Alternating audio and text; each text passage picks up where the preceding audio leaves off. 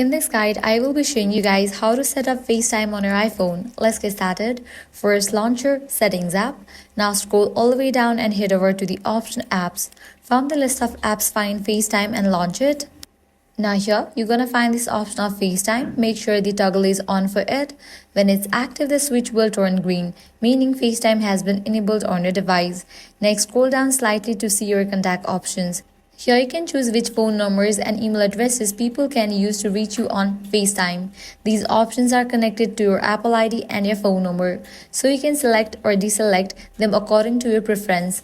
Once you have done that, you can exit the Settings app.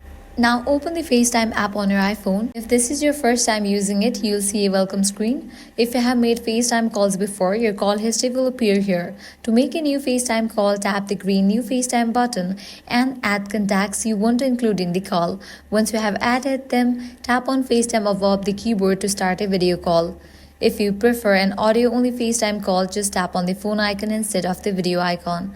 You can also start a FaceTime call directly from your Contacts app. Simply open the phone app, go to Contacts, select the person you want to call and tap the video icon to begin a FaceTime call instantly.